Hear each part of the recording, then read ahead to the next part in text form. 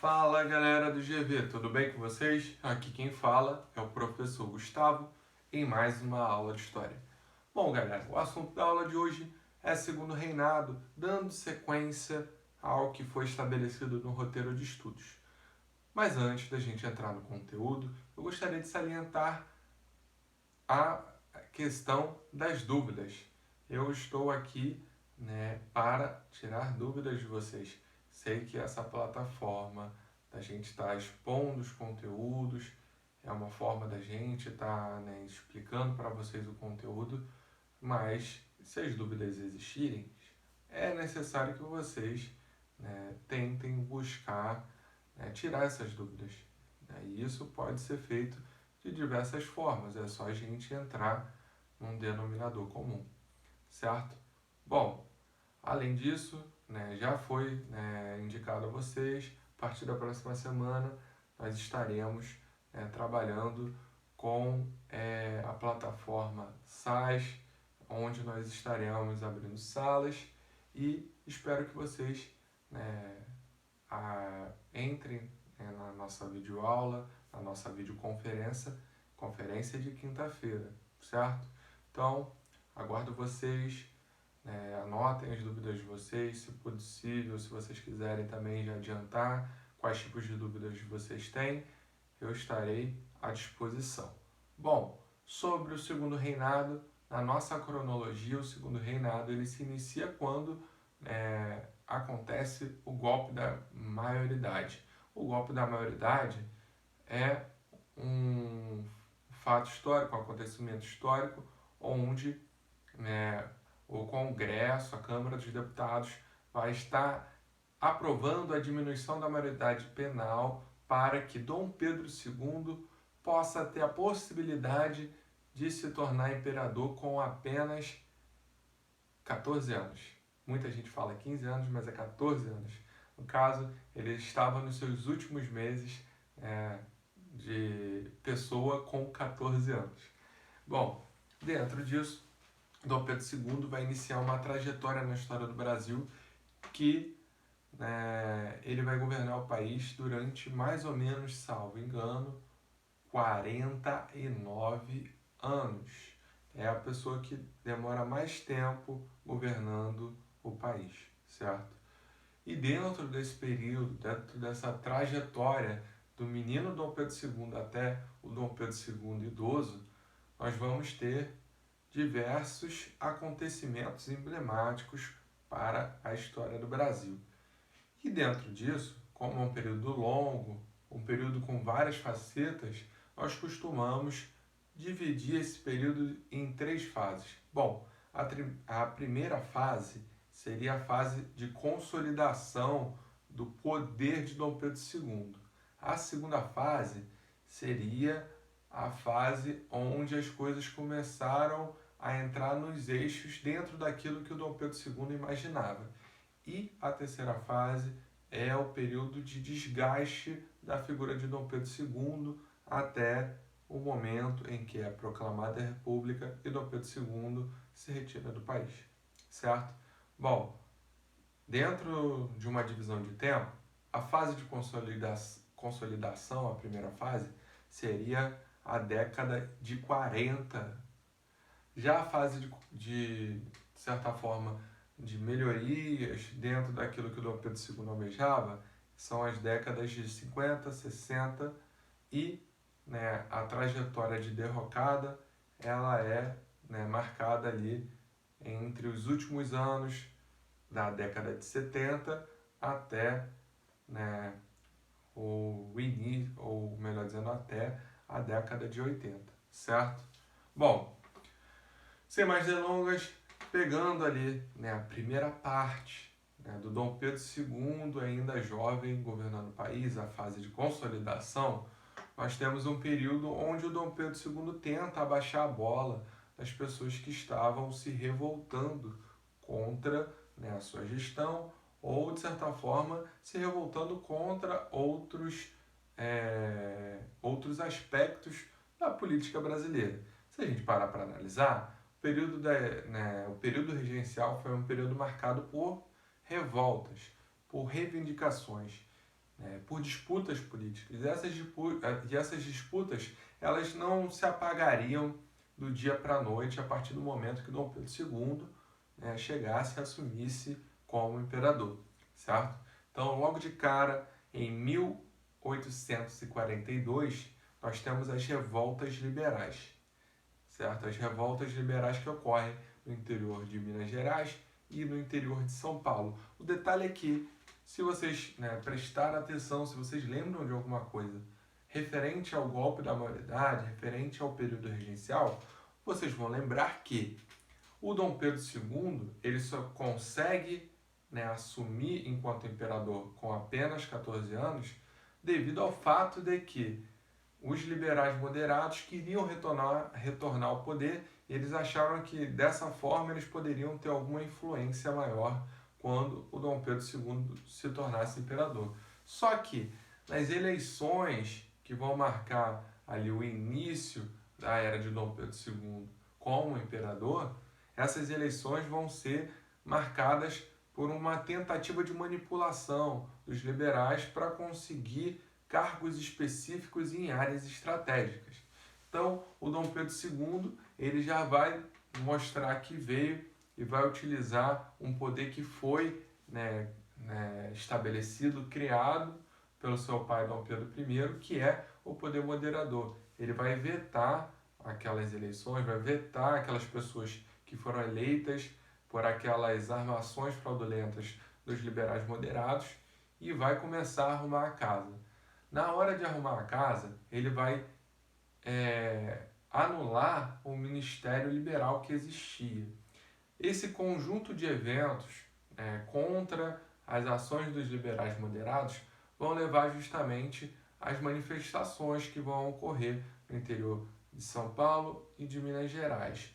No caso de Minas Gerais, um dos principais focos de revoltas é justamente a cidade de Santa Luzia. Não por acaso, quando nós falamos de conservadores e de liberais dentro do Segundo Reinado, nós temos apelidos. E os apelidos dos liberais eram justamente os Luzias e os conservadores eram os Saquaremas. No caso dos conservadores, eles recebiam esse apelido devido ao fato de que muitos indivíduos que estavam ali dentro da cúpula da ala conservadora, muitos deles tinham casa na cidade de Saquarema. E não por acaso, se vocês pararem para pesquisar o significado da palavra Saquarema, é relacionado a um homem tradicional que vive numa área mais afastada, numa área de interior, certo? No caso, nós estamos no litoral, mas o sentido é justamente o quê? O cara que vive na cidade pequena e tal, enfim.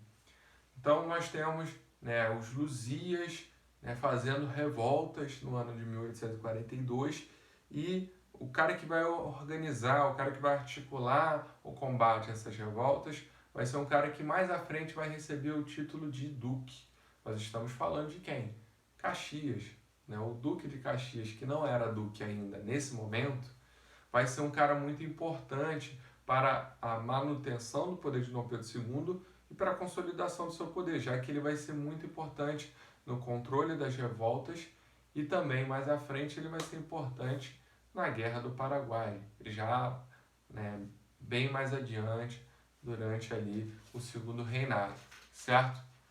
Bom, então ele consegue controlar essas revoltas em 1842, certo?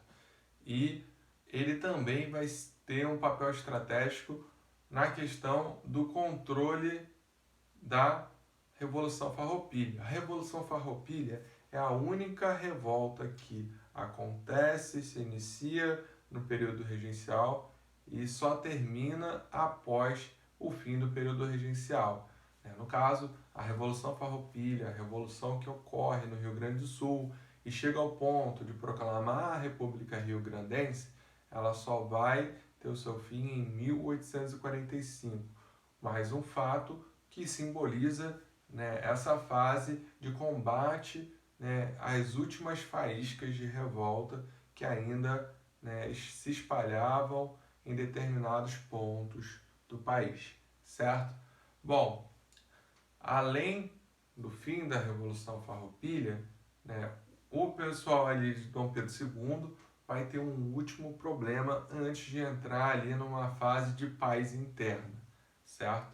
No caso, ocorre em 1848 a Revolução Praieira, que é uma revolução também chefiada por liberais, mas uma ala de liberais que tinha ali apoio, né, de alas mais progressistas. Então eles não eram, né, aquela espécie de liberal moderado que estava ligado ali às revoltas em São Paulo e Minas Gerais.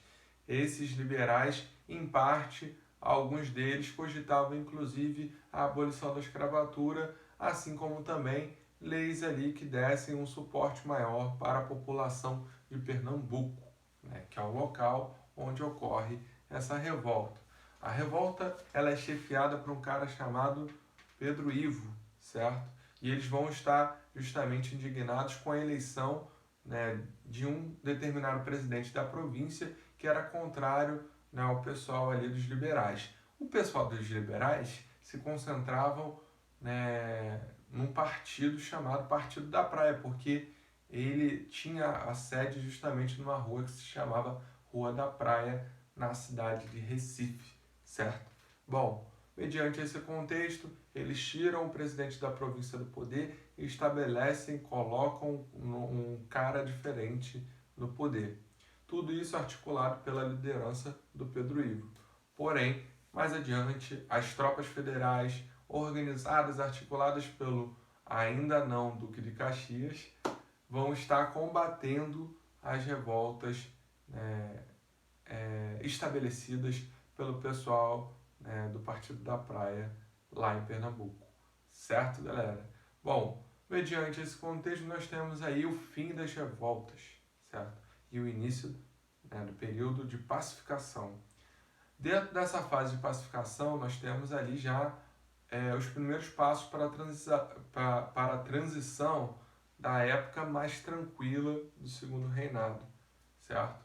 No caso, em 1849, nós temos uma lei, né, uma lei alfandegária criada por um cara chamado Alves Branco, que vai também dar o nome a essa tarifa, chamada Tarifa Alves Branco.